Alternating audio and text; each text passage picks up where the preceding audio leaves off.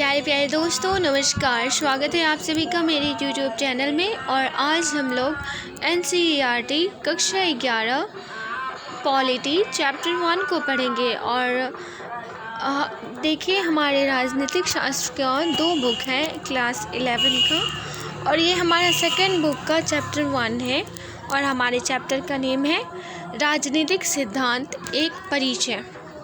चलिए शुरू करते हैं। लीजिए एक और किताब याद कीजिए, लेकिन हम उन्हीं चीज़ों पर बात करेंगे जो हमसे जुड़ी हुई है। थोड़ा इंतज़ार कीजिए और देखिए यह कक्षा कुछ अलग होगी। ज़रा पन्ने पलटकर पृष्ठ 8 पर दिए गए बॉक्स में सुकरात के विषय में पढ़ो। मुझे पता नहीं, लेकिन मुझे वह तरीका अच्छा लगा जिसमें उसने औरों के विचारों की और संगतियों को दिखाया। यह तो सच में अलग है। सुकरात कौन है? मनुष्य 2 मामलों में अद्वितीय है। उसके पास विवेक होता है और अपनी गतिविधियों में उसे व्यक्त करने की योग्यता होती है। उसके पास भाषा का प्रयोग और एक दूसरे से संवाद करने की क्षमता होती है। अन्य प्राणियों से इतर मनुष्य अपने अंतरतम भावनाओं और आकांक्षाओं को व्यक्त कर सकता है। वह जिन्हें अच्छा और वांछनीय मानता है अपने उन विचारों का साझा कर सकता है और उन पर चर्चा कर सकता है। राजनीतिक सिद्धांत की जड़ें मानव अस्मिता के इन जुड़वां पहलुओं में होती है। यह कुछ खास बुनियादी प्रश्नों का विश्लेषण करता है, जैसे समाज को कैसे संगठित होना चाहिए, हमें सरकार की ज़रूरत क्यों है, सरकार का सर्वश्रेष्ठ रूप कौन सा है, क्या कानून हमारी आज़ादी को सीमित करता है, राज सत्ता की अपने नागरिकों के प्रति क्या देनदारी होती है, नागरिक के रूप में एक दूसरे के प्रति हमारी क्या देनदारी होती है। राजनीतिक सिद्धांत इस तरह के प्रश्नों की पड़ताल करता है और राजनीतिक जीवन को अनुप्राणित करने वाले स्वतंत्रता, समानता और न्याय जैसे मूल्यों के बारे में सुव्यवस्थित रूप से विचार करता है। यह इनके और अन्य संबंध अवधारणाओं के अर्थ और महत्व की व्याख्या करता है। यह अतीत और वर्तमान के कुछ प्रमुख राजनीतिक चिंतकों को केंद्र में रखकर इन अवधारणाओं की मौजूदा परिभाषाओं को स्पष्ट करता है। यह विद्यालय, दुकान, बस, ट्रेन या सरकारी कार्यालय जैसी दैनिक जीवन से जुड़ी संस्थाओं में स्वतंत्रता या समानता के विस्तार की वास्तविकता की परख भी करता है। और आगे जाकर यह देखता है कि वर्तमान परिभाषाएं कितनी उपयुक्त है और कैसे वर्तमान संस्थाओं, सरकार, नौकरशाही और नीतियों के अनुपालन को अधिक लोकतांत्रिक बनाने के लिए उनका परिमार्जन किया जाए। राजनीतिक सिद्धांत का उद्देश्य नागरिकों को राजनीतिक प्रश्नों के बारे में तर्कसंगत ढंग से सोचने और सामयिक राजनीतिक घटनाओं को सही तरीके से आंकने का प्रशिक्षण देता है। इस अध्याय में हम परखेंगे कि राजनीति और राजनीतिक सिद्धांत का अर्थ क्या है और हमें इसका अध्ययन क्यों करना चाहिए। वाद विवाद और संवाद। राजनीति क्या है? राजनीति क्या है? आपने देखा होगा कि लोग राजनीति के बारे में अलग अलग राय रखते हैं। राजनेता और चुनाव लड़ने वाले लोग अथवा राजनीतिक पदाधिकारी कह सकते हैं कि राजनीति एक प्रकार की जनसेवा है। राजनीति से जुड़े अन्य लोग राजनीति को दांव पेच से जोड़ते हैं तथा आवश्यकताओं और महत्वाकांक्षाओं को पूरा करने के कुचक्र में लगे रहते हैं। कई अन्य के लिए राजनीति वह है जो राजनेता करते हैं। अगर वे राजनेताओं को दल बदल करते, झूठे वायदे और बढ़े चढ़े दावे करते, विभिन्न तबकों से जोड़ तोड़ करते, निजी या सामूहिक स्वार्थों में निष्ठुरता से रत और घृणित रूप से घृणित पर उतारू देखते हैं, तो वे राजनीति का संबंध घोटालों से जोड़ते हैं। इस तरह की सोच इतनी प्रचलित है कि जीवन के विभिन्न क्षेत्रों में जब हम हर संभव तरीके से अपने स्वार्थ को साधने में लगे लोगों को देखते हैं तो हम कहते हैं कि वे राजनीति कर रहे हैं। यदि हम एक क्रिकेटर को टीम में बने रहने के लिए जोड़ तोड़ करते या किसी सहपाठी को अपने पिता की हैसियत का उपयोग करते अथवा दफ्तर जाते यदि हम एक क्रिकेटर को टीम में बने रहने के लिए जोड़ तोड़ करते या किसी सहपाठी को अपने पिता की हैसियत का उपयोग करते अथवा दफ्तर में किसी सहकर्मी को बिना सोचे समझे बॉस की हाँ में हाँ मिलाते देखते हैं तो हम कहते हैं कि वह गंदी राजनीति कर रहा है। स्वार्थपरकता के ऐसे धंधों में से मोह मंग होने पर हम राजनीति से हताश हो जाते हैं। हम कहने लगते हैं मुझे राजनीति में रुचि नहीं है या मैं राजनीति से दूर रहता हूँ। केवल साधारण लोग ही राजनीति से निराश नहीं है, बल्कि इससे लाभान्वित होने और विभिन्न राजनीतिक दलों को चंदा देने वाले व्यवसायी और उद्यमी भी मुसीबतों के लिए आए दिन राजनीति को कोसते रहते हैं। सिनेमा के कलाकार भी अक्सर राजनीति की बुराई करते हैं। यह अलग बात है कि जैसे ही वे इस खेल में सम्मिलित होते हैं वैसे ही वे अपने को इस खेल की ज़रूरतों के अनुसार ढाल लेते हैं।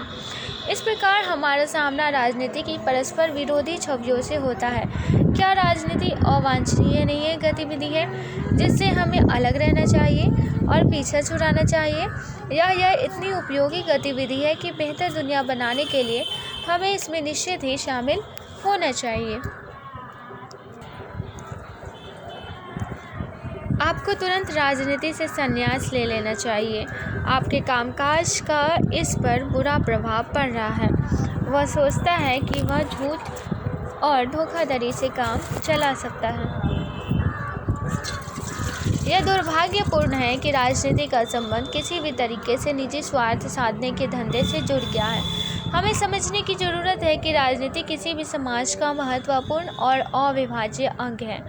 महात्मा गांधी ने एक बार टिप्पणी की थी कि राजनीति ने हमें सांप की कुंडली की तरह जकड़ रखा है और इससे जूझने के सिवाय कोई अन्य रास्ता नहीं है। राजनीति संगठन और सामूहिक निर्णय के किसी ढांचे के बगैर कोई भी समाज जिंदा नहीं रह सकता। जो समाज अपने अस्तित्व को बचाए रखना चाहता है उसके लिए अपने सदस्यों की विविध ज़रूरतों और हितों का ख्याल रखना आवश्यक होता है। परिवार, जनजाति और आर्थिक संस्थाओं जैसी अनेक सामाजिक संस्थाएं लोगों की ज़रूरतों और आकांक्षाओं को पूरा करने में सहायता करने के लिए पनपी है। ऐसी संस्थाएं हमें साथ रहने के उपाय खोजने और एक दूसरे के प्रति अपने कर्तव्यों को कबूलने में मदद करती है। इन संस्थाओं के साथ सरकारें भी महत्वपूर्ण भूमिका निभाती है। सरकारें कैसे बनती हैं और कैसे कार्य करती हैं, यह राजनीति में दर्शाने वाली महत्वपूर्ण बातें हैं। आओ अखबार जांचें, वे कौन से मुद्दे हैं जो समाचारों के प्रमुख शीर्षकों के रूप में छाए हुए हैं। क्या आपको लगता है कि आपके लिए उनकी कोई प्रासंगिकता है? लेकिन राजनीति सरकार के कार्यकलापों तक ही सीमित नहीं होती। दरअसल सरकारें जो भी करती हैं वह प्रासंगिक होती है क्योंकि वह लोगों के जीवन को भिन्न भिन्न तरीके से प्रभावित करता है। हम देखते हैं कि सरकारें हमारी आर्थिक नीति, विदेश नीति और शिक्षा नीति को निर्धारित करती हैं।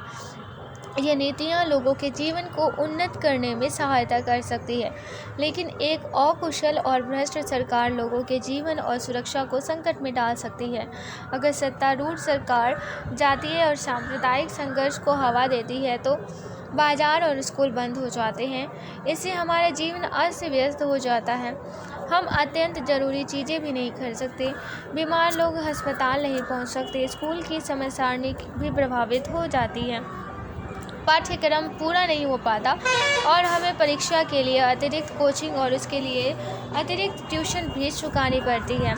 दूसरी ओर सरकार अगर साक्षरता और रोजगार बढ़ाने की नीतियाँ बनाती है तो हमें अच्छे स्कूल में जाने और बेहतर रोजगार पाने के अवसर मिल सकते हैं। चूँकि सरकार की कार्रवाइयों का हम पर गहरा असर पड़ता है, हम सरकार के कामों में खूब दिलचस्पी लेते हैं। हम संस्थाएं बनाते हैं और अपनी मांगें जोड़ने के लिए प्रचार अभियान चलाते हैं। हम दूसरे से बातचीत करते हैं और सरकार के निर्धारित लक्ष्यों को आकार देने का प्रयास करते हैं। जब हम सरकार की नीतियों से असहमत होते हैं तो हम विरोध करते हैं और वर्तमान कानून को बदलने के लिए अपनी सरकारों को राजी करने हेतु प्रदर्शन आयोजित करते हैं। हम अपने प्रतिनिधियों की गतिविधियों पर जोश के साथ वाद विवाद और विचार विमर्श करते हैं। कि भ्रष्टाचार बढ़ा या घटा। हम पूछते हैं कि क्या भ्रष्टाचार को जड़ से मिटाया जा सकता है? क्या किसी खास समूह के लिए आरक्षण न्याय संगत है या नहीं? हम यह समझने का प्रयास करते हैं कि क्यों कोई पार्टी और नेता चुनाव जीतते हैं। इस तरीके से हमें मौजूदा अव्यवस्था और पतन के तर्कसंगत कारण तलाशते हैं और एक बेहतर दुनिया रचने की आकांक्षा करते हैं। आओ कुछ करके सीखें। राजनीति हमारे दैनिक जीवन पर किस तरह असर डालती है? अपने जीवन की एक दिन की घटनाओं का विश्लेषण कीजिए।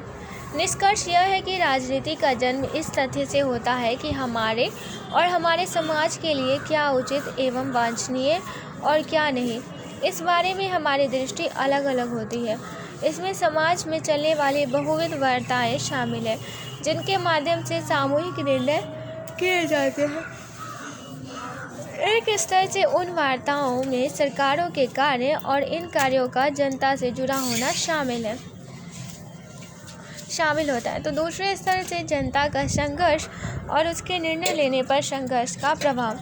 जब जनता आपस में वार्ता करती है और उन सामूहिक गतिविधियों में भाग लेती है जो सामाजिक विकास को बढ़ावा देने और सामान्य समस्याओं के समाधान में मदद करने के उद्देश्य से तैयार की गई होती है, तब कहा जा सकता है कि जनता राजनीति में संलग्न है। राजनीतिक सिद्धांत में हम क्या पढ़ते हैं? यदि हम अपने आसपास देखें तो हमें आंदोलन, विकास और परिवर्तन दिखेगा, लेकिन अगर हम गहराई से गौर करें तो हमें यह भी दिखेगा कि निश्चित मूल्य और सिद्धांतों ने जनता को प्रोत्साहित किया और नीतियों को निर्देशित किया है। लोकतंत्र, स्वतंत्रता या समानता ऐसे ही आदर्श सिद्धांत हैं। विभिन्न देशों में ऐसे मूल्यों को अपने संविधान में प्रतिस्थापित कर उनकी हिफाजत करने का प्रयास करते हैं, जैसा कि अमेरिकी और भारतीय संविधान में किया गया है। हालांकि इन संवैधानिक दस्तावेजों की उत्पत्ति रातों रात नहीं हुई। इनका निर्माण उन विचारों और सिद्धांतों के आधार पर हुआ जिन पर कौटिल्य और अरस्तू से लेकर John Jack Rousseau, Karl Marx, Mahatma Gandhi और डॉक्टर भीमराव अंबेडकर तक के समय से वाद विवाद होता आया है।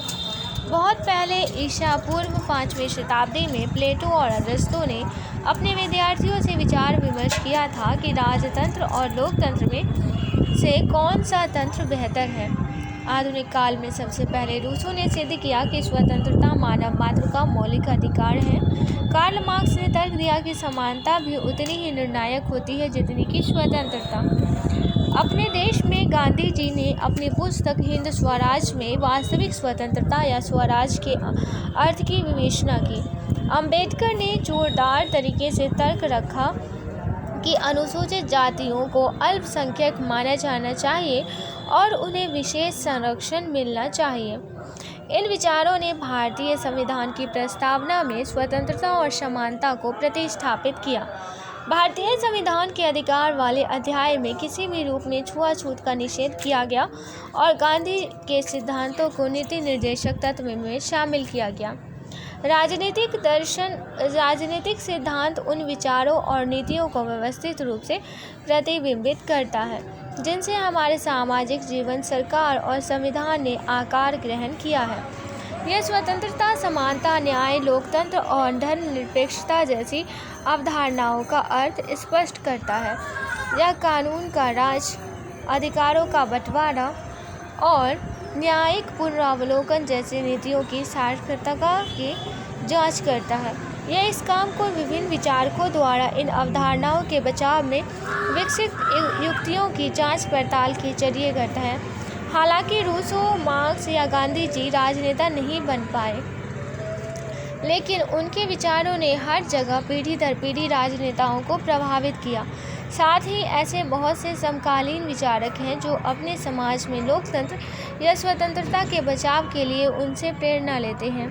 विभिन्न तर्कों की जांच पड़ताल के अलावा राजनीतिक सिद्धांतकार हमें ताज़ा राजनीतिक अनुभवों की छानबीन भी करते हैं और भावी रुझानों तथा संभावनाओं को चिन्हित करते हैं।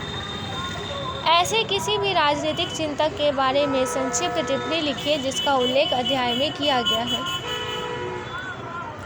क्या आप पहचान सकते हैं कि नीचे दिए गए प्रत्येक कथन स्थिति में कौन सा राजनीतिक सिद्धांत मूल्य प्रयोग होगा? मुझे विद्यालय में कौन सा विषय पढ़ना है यह तय करना मेरा अधिकार होना चाहिए। छुआछूत की प्रथा का उन्मूलन कर दिया गया है। कानून के समक्ष सभी भारतीय समान हैं। अल्पसंख्यक समुदाय के लोग अपनी पाठशालाएं और विद्यालय स्थापित कर सकते हैं। भारत की यात्रा पर आए हुए विदेशी भारतीय चुनाव में मतदान नहीं कर सकते। मीडिया या फिल्मों पर कोई भी सेंसरशिप नहीं होना चाहिए। विद्यालय के वार्षिकोत्सव की योजना बनाते समय छात्र छात्राओं से सलाह ली जानी चाहिए। गणतंत्र दिवस के समारोहों में प्रत्येक को भाग लेना चाहिए। लेकिन क्या यह सब हमारे लिए प्रासंगिक है? क्या अब हम स्वतंत्रता और लोकतंत्र प्राप्त नहीं कर चुके हैं? भारत सचमुच स्वायत्त और स्वतंत्र है। हालांकि स्वतंत्रता और समानता से संबंधित प्रश्नों का उठना बंद नहीं हुआ है। ऐसा इसलिए कि स्वतंत्रता, समानता तथा लोकतंत्र से संबंधित मुद्दे सामाजिक जीवन के अनेक मामलों में उठते हैं और विभिन्न क्षेत्रों में अलग अलग रफ्तार से उनकी बढ़ोतरी हो रही है। उदाहरण के लिए राजनीतिक क्षेत्र में समानता समान अधिकारों के रूप में बनी है, लेकिन यह आर्थिक और सामाजिक क्षेत्रों में उसी तरह नहीं है। लोगों के पास समान राजनीतिक अधिकार हो सकते हैं, लेकिन वो हो सकता है कि समाज में उनके साथ जाति या गरीबी के कारण अभी भी भेदभाव होता हो। संभव है कि कुछ लोगों को समाज में विशेषाधिकार प्राप्त हो, वहीं कुछ दूसरे बुनियादी आवश्यकताओं तक से वंचित हो। कुछ लोग अपना मनचाहा लक्ष्य पाने में सक्षम हैं, जबकि कई लोग भविष्य में अच्छा रोजगार पाने के लिए जरूरी स्कूली पढ़ाई में भी असक्षम हैं। उनके लिए स्वतंत्रता अभी भी दूर का सपना है। दूसरे, हालांकि हमारे संविधान में स्वतंत्रता की गारंटी दी गई है, फिर भी हमें हरदम नई व्याख्याओं का सामना करना पड़ता है। यह एक तरह से खेल खेलने जैसा है। जैसे हम शतरंज या क्रिकेट खेलते हैं तो हम सीखते हैं कि उसके नियमों की व्याख्या कैसे करनी है। इस प्रक्रिया में हम खेल के ही नए और व्यापक अर्थ खोज निकालते हैं। ठीक इसी प्रकार नई परिस्थितियों के मद्देनजर संविधान में दिए गए मौलिक अधिकारों की निरंतर पुनर्व्याख्या की जा रही है। इसकी एक मानकी तो यही है कि आजीविका के अधिकार को जीवन के अधिकार में शामिल करने के लिए अदालतों द्वारा उसकी पुनर्व्याख्या की गई है। सूचना के अधिकार की गारंटी एक नए कानून द्वारा की गई है। समाज बार बार नई चुनौतियों का सामना करता है। इस क्रम में नई व्याख्याएं पैदा होती है। समय के साथ साथ संविधान में दिए गए मौलिक अधिकारों में संशोधन भी हुए और इनका विस्तार भी। यद्यपि न्यायिक व्याख्याएं और सरकारी नीतियां नई समस्याओं का सामना करने के लिए बनाई गई हैं। तीसरे, जैसे जैसे हमारी दुनिया बदल रही है, हम आज़ादी और आज़ादी पर संभावित खतरों के नए नए आयामों की खोज कर रहे हैं। उदाहरण के लिए वैश्विक संचार तकनीक दुनिया भर में आदिवासी संस्कृति या जंगल की सुरक्षा के लिए सक्रिय कार्यकर्ताओं का एक दूसरे से तालमेल करना आसान बना रहा है, पर इसने आतंकवादियों और अपराधियों को भी अपना नेटवर्क कायम करने की क्षमता दी है। इसके अलावा भविष्य में इंटरनेट द्वारा व्यापार में बढ़ोतरी तय है। इसका अर्थ है कि वस्तुओं अथवा सेवाओं की खरीद के लिए हम अपने बारे में जो सूचना ऑनलाइन दें उसकी सुरक्षा हो। इसलिए यूँ तो अंग्रेजी में इंटरनेट का इस्तेमाल करने वालों को नेटिजन कहा जाता है। सरकारी नियंत्रण नहीं चाहते, लेकिन वे भी व्यक्तिगत सुरक्षा और गोपनीयता बनाए रखने के लिए किसी न किसी प्रकार का नियमन जरूरी मानते हैं। परिणाम स्वरूप ये प्रश्न उठाए जाते हैं कि इंटरनेट इस्तेमाल करने वाले लोगों को कितनी स्वतंत्रता दी जानी चाहिए। क्या आप किसी अजनबी को अवांछनीय ईमेल भेज सकते हैं? क्या आप चैट रूम में अपने उत्पाद का विज्ञापन कर सकते हैं?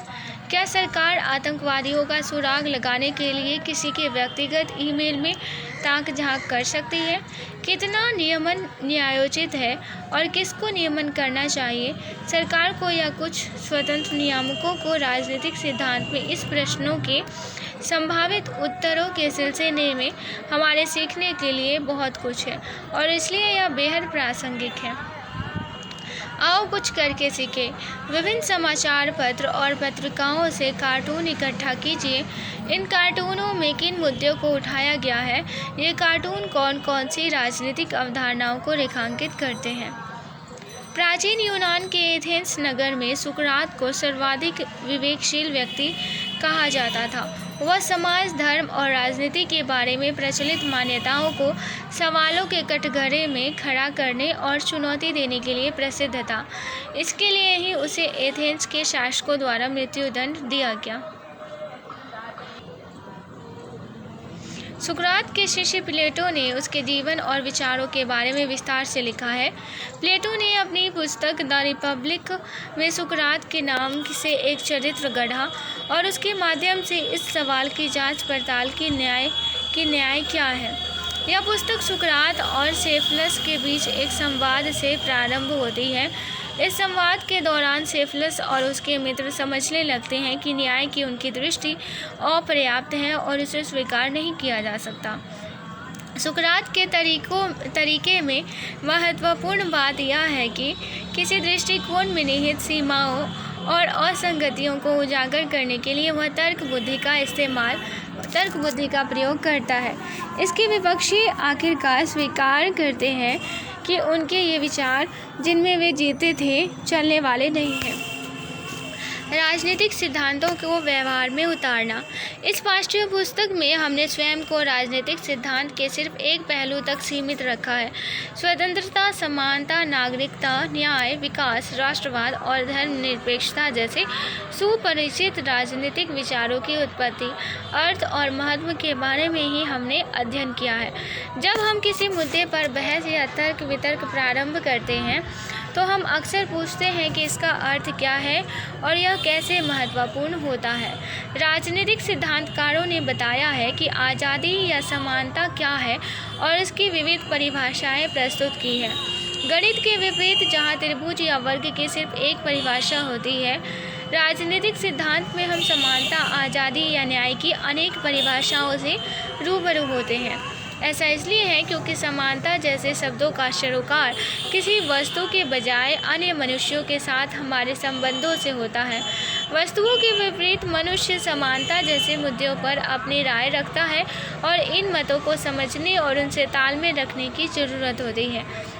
ऐसा करने की दिशा में हम कैसे बढ़ सकते हैं? चलिए हम विभिन्न जगहों में समानता से संबंधित सामान्य अनुभव से शुरू करें। आपने गौर किया होगा कि लोग अक्सर सरकारी कार्यालय, डॉक्टर के प्रतीक्षालय या दुकानों में कतार तोड़कर आगे बढ़ जाते हैं। कई बार ऐसा करने वालों को पंक्ति में पीछे जाने के लिए कहा जाता है तो हमें खुशी होती है। कई बार वे आगे निकल जाते हैं और हम ठग सा महसूस करते हैं। हम इसका विरोध करते हैं क्योंकि हम जिनके लिए भुगतान करते हैं उन सामानों या सुविधाओं को पाने में समान अवसर चाहते हैं। इसलिए जब हम अपने अनुभव पर ध्यान देते हैं तो हम समझते हैं कि समानता का अर्थ सभी के लिए समान अवसर होता है। फिर भी अगर वृद्धों और विकलांगों के लिए अलग काउंटर हो तो हम समझते हैं कि उनके साथ विशेष बर्ताव न्यायोचित है। आगे पढ़िए और देखिए कि सुकरात ने यह कैसे किया। सेफलस, तुमने अच्छा कहा, मैंने जवाब दिया, लेकिन जहाँ तक न्याय की बात है, यह है क्या? सत्य बोलना और अपना ऋण चुकाना, बस इससे अधिक कुछ नहीं। और क्या इसके भी अपवाद नहीं होते? जरा सोचिए, एक मित्र शांत चित्त भाव से अपने हथियार मेरे पास जमा कर देता है और उन हथियारों को वह ऐसी स्थिति में वापस मांगता है जब उसका दिमाग शांत नहीं है। ऐसी स्थिति में क्या मुझे उसे हथियार वापस कर देने चाहिए? आप बिल्कुल सही है, उसने कहा, लेकिन तब सत्य बोलना और ऋणों को चुकाना न्याय की सही परिभाषा नहीं है। मैंने कहा, पहले हमने सीधे सीधे कहा था कि अपने मित्रों के साथ भला करना और अपने शत्रुओं के साथ बुरा करना न्याय है। इसकी जगह हमने कहना चाहिए कि मित्र अच्छे हो तब उनके साथ अच्छा करना और जब शत्रु बुरे हो तब उनके साथ बुरा करना न्याय है। हाँ, मुझे यह ठीक लगता है। लेकिन हम प्रतिदिन यह भी देखते हैं कि बहुत से गरीब लोग दुनिया या चिकित्सक के पास इसलिए नहीं जा सकते हैं कि उनके पास सामान या सुविधाओं की कीमत चुकाने के लिए रुपया नहीं होते। इनमें से कुछ लोग दैनिक मजदूर होते हैं जो घंटों पत्थर काटते या ईंट पाथते हैं। अगर हम संवेदनशील हैं तो महसूस करते हैं कि यह अनुचित है कि समाज में कुछ सदस्यों की बुनियादी ज़रूरतें भी पूरी ना हो।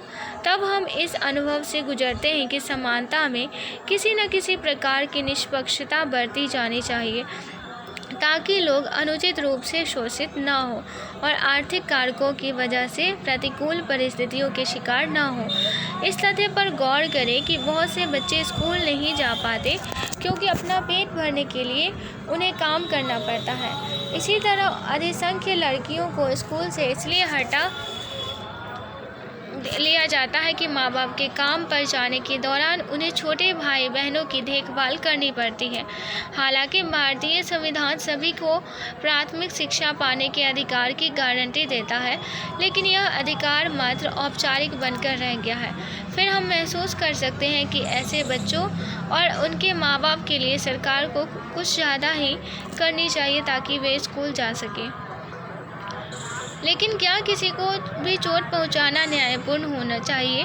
निस्संदेह जो दुष्ट और शत्रु हैं उन्हें चोट पहुंचानी जानी चाहिए। जब घोड़े घायल होते हैं तब उनकी स्थिति पहले से बेहतर होती है या बुरी? पहले से बुरी होती है। कहने का मतलब ही है कि जब उनकी स्थिति बुरी होती है उनमें घोटकत्व घोड़े के गुण कम होता है, श्वानत्व कुत्ते के गुण नहीं। हाँ, घोटकत्व कम होता है।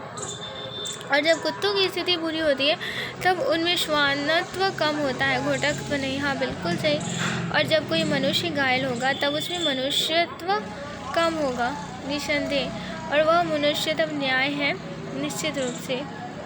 इस प्रकार आप देखते हैं कि समानता के बारे में हमारे विचार काफ़ी जटिल हैं। जब हम पंक्तिबद्ध होते हैं या खेल के मैदान में होते हैं, हम समान अवसर चाहते हैं। जब हम किसी और क्षमता के शिकार होते हैं तो हम चाहते हैं कुछ विशेष प्रावधान किए जाएं। लेकिन जब बुनियादी ज़रूरतें भी पूरी नहीं कर पाते तब समान अवसर मिलना ही पर्याप्त नहीं है। हमें स्कूल जाने या संसाधनों, रोजगार, अच्छा वेतन, रियासती अस्पताल आदि का समुचित बंटवारा जैसे अग्रगामी उपायों से सहायता पाने में समर्थ बनाया जाना चाहिए। इसका अर्थ यह हुआ कि निष्पक्षता को सुनिश्चित करने के लिए किसी एजेंसी को जिम्मेवार बनाने की ज़रूरत है। इस प्रकार हमारे पास समानता की अनेक परिभाषाओं के होने की वजह यह है कि समानता का अर्थ प्रसंग पर निर्भर करता है। हमने उस अर्थ से शुरुआत की जो स्वयं हमारे लिए है और हमने इसका विस्तार गरीब, वंचित, बूढ़े, बुजुर्ग आदि बाकी लोगों के लिए किया। हमने अर्थ की नई परतें खोली। हम पूर्ण रूप से समझे बगैर राजनीतिक सिद्धांत करते रहे। तब जो मनुष्य घायल हो जाता है तो वह निश्चित रूप से अन्यायपूर्ण बन जाता है। हाँ, परिणाम तो यही है। लेकिन क्या संगीतकार अपनी कला से मनुष्य को संगीत से दूर कर सकता है? बिल्कुल नहीं। और क्या घुड़सवार अपनी कला से उसके एक बुरा घुड़सवार बनाता है? असंभव। और क्या कोई न्यायपूर्ण व्यक्ति न्याय के द्वारा लोगों को अन्यायपूर्ण बना सकता है? या सामान्य शब्दों में क्या सद्गुण संपन्न व्यक्ति किसी को बुरा बना सकता है? निश्चित रूप से नहीं। और ना ही अच्छा व्यक्ति किसी को नुकसान पहुंचा सकता है। हाँ, यह तो संभव है। और न्यायपूर्ण व्यक्ति ही अच्छा व्यक्ति होता है, निश्चित रूप से। राजनीतिक अवधारणाओं के अर्थ को राजनीतिक सिद्धांतकार यह देखते हुए स्पष्ट करते हैं कि आम भाषा में इसे कैसे समझा और बरता जाता है। वे विविध अर्थों और रायों पर विचार विमर्श और उनकी जांच पड़ताल भी सुव्यवस्थित तरीके से करते हैं। अवसर की समानता कब पर्याप्त है, कब लोगों को विशेष बर्ताव की ज़रूरत होती है, ऐसा विशेष बर्ताव कब तक और किस हद तक किया जाना चाहिए, क्या गरीब बच्चों को स्कूल में बने रहने के लिए प्रोत्साहित करने हेतु दोपहर का भोजन दिया जाना चाहिए, ये कुछ ऐसे प्रश्न हैं जिनकी ओर वे मुखातिब होते हैं। आप भी देख सकते हैं कि ये मसले बिल्कुल अव्यावहारिक हैं। वे शिक्षा और रोजगार के बारे में सार्वजनिक नीतियाँ तय करने में मार्गदर्शन करते हैं। जैसा समानता के मामले में है वैसा ही अन्य अवधारणाओं के मामले में भी। राजनीतिक सिद्धांतकारों को रोजमर्रा के विचारों से उलझना पड़ता है, संभावित अर्थों पर विचार विमर्श करना पड़ता है और नीतिगत विकल्पों को सूत्रबद्ध करना पड़ता है। आज़ादी, नागरिकता, अधिकार, विकास, न्याय, समानता, राष्ट्रवाद और धर्मनिरपेक्षता आदि कुछ अवधारणाओं पर हम अगले अध्यायों में विचार करेंगे। राजनीतिक सिद्धांत। तब मित्र या किसी भी अन्य व्यक्ति को नुकसान पहुंचाना एक न्यायपूर्ण व्यक्ति का नहीं वरन उसके ठीक उलट एक और न्यायपूर्ण व्यक्ति का ही काम होता है। मेरा सोचना है कि सुकरात, तुम जो कह रहे हो वह काफ़ी सत्य है, और जो किसी रोग से बचाव या रोकथाम में सर्वाधिक कुशल होता है वही उसे पैदा करने में सर्वाधिक सक्षम होता है। सच बात है, और जो शत्रु से जीत सकता है वही किले का सबसे अच्छा रक्षक होता है। निश्चित ही तब जो किसी चीज़ का अच्छा रखवाला होता है वही अच्छा चोर भी होता है। हाँ, इससे भी तो यही निष्कर्ष निकलता है। तब अगर न्यायपूर्ण व्यक्ति धन की रक्षा करने में अच्छा होता है तो वह गबन करने में भी अच्छा होता है। इस तर्क में तो यह निहित है। हमें राजनीतिक सिद्धांत क्यों पढ़ना चाहिए? हमारे अपने राजनीतिक आदर्श हो सकते हैं, पर क्या हमें राजनीतिक सिद्धांतों के अध्ययन की भी ज़रूरत है? क्या यह राजनीति करने वाले राजनेताओं के लिए या नीति बनाने वाले नौकरशाहों के लिए या राजनीतिक सिद्धांत पढ़ाने वाले अध्यापकों के लिए ज़्यादा उपयुक्त नहीं है? बेहतर तो यह होगा कि राजनीतिक सिद्धांत, संविधान और कानूनों की व्याख्या करने वाले वकील या जज उन कार्यकर्ताओं और पत्रकारों को पढ़ना चाहिए जो शोषण का पर्दाफाश करते हैं और नए अधिकारों की मांग करते हैं। हमें आज़ादी या समानता का अर्थ जानने से क्या मिलेगा? पहली बात तो यह कि राजनीतिक सिद्धांत ऐसे सभी समूहों के लिए प्रासंगिक है। छात्र के रूप में हम भविष्य में उपरोक्त पेशों में से किसी एक को चुन सकते हैं और इसलिए परोक्ष रूप से यह अभी भी हमारे लिए प्रासंगिक है। क्या हम गणित नहीं पढ़ते जबकि हम में से सभी गणितज्ञ या इंजीनियर नहीं बनेंगे? क्या इसलिए नहीं कि बुनियादी अंक गणित जीवन में सामान्यतः उपयोगी होता है?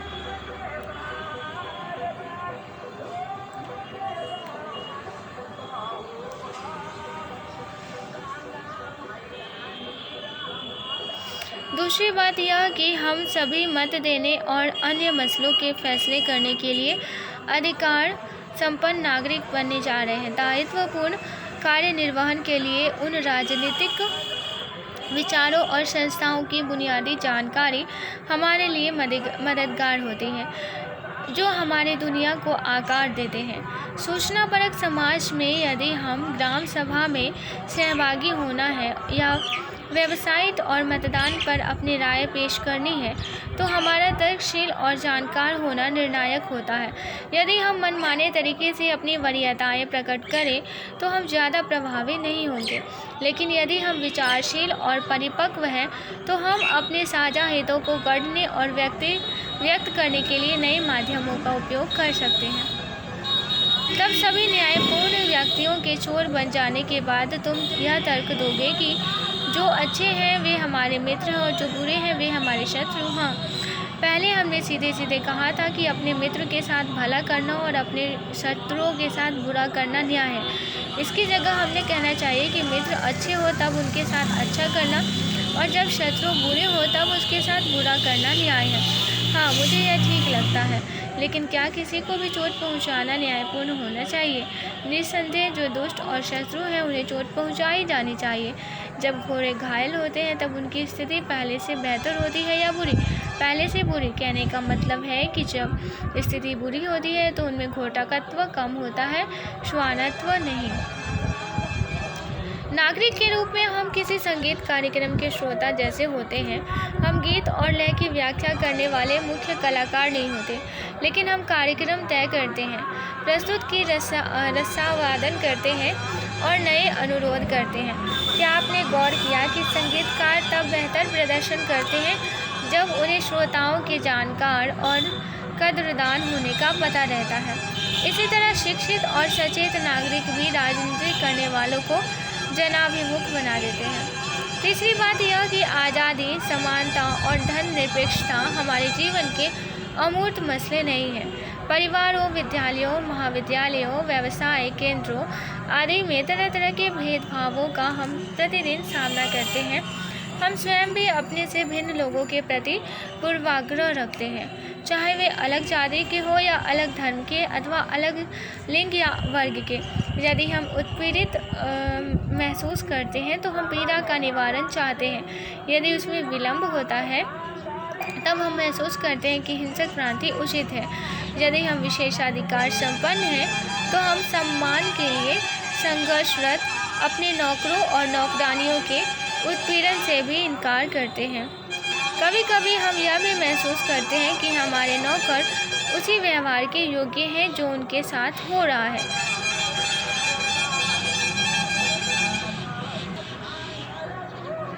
राजनीतिक सिद्धांत बस यही करता है कि वह हमें राजनीतिक चीज़ों के बारे में अपने विचारों और भावनाओं के परीक्षण के लिए प्रोत्साहित करता है। थोड़ी अधिक सतर्कता से देखने भर से हम अपने विचारों और भावनाओं में उदार होते हैं।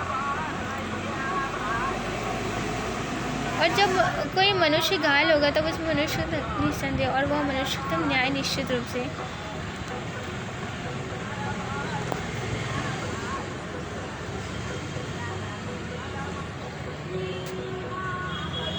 और अंत में छात्र के रूप में हम बहस और भाषण प्रतियोगिताओं में भाग लेते हैं।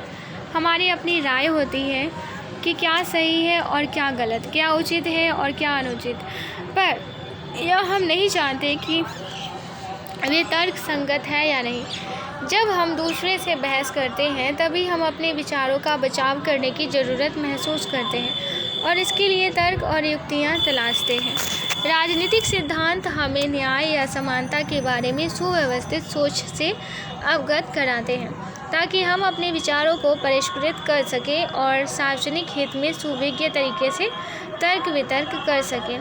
तर्क संगत ढंग से बहस करने और प्रभावी तरीके से संप्रेषण करने जैसे कौशल वैश्विक सूचना व्यवस्था में महत्वपूर्ण गुण साबित होते हैं। या सामान्य शब्दों में, क्या सद्गुण संपन्न व्यक्ति किसी को बुरा बना सकता है? निश्चित रूप से नहीं। और ना ही अच्छा व्यक्ति किसी को नुकसान पहुंचा सकता है। हाँ, यह तो असंभव है। और न्यायपूर्ण व्यक्ति ही अच्छा व्यक्ति होता है, निश्चित रूप से। तब मित्र या किसी भी अन्य व्यक्ति को नुकसान पहुंचाना एक न्यायपूर्ण व्यक्ति का नहीं वरन उससे ठीक उलट एक अन्यायपूर्ण व्यक्ति का ही काम होता है। मेरा सोचना है कि सुकरात, तुम जो कह रहे हो वह काफ़ी सत्य है।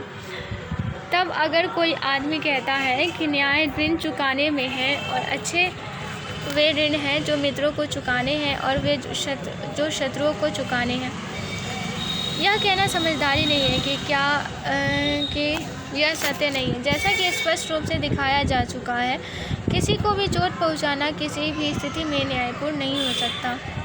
पॉल मार्क्स ने कहा, तुमसे सहमत हूँ।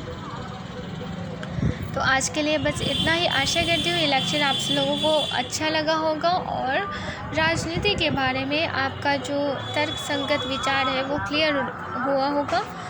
तो आज का लेक्चर हमारा यही कंप्लीट होता है। ये लेक्चर सुनने के लिए आप सभी का बहुत बहुत धन्यवाद।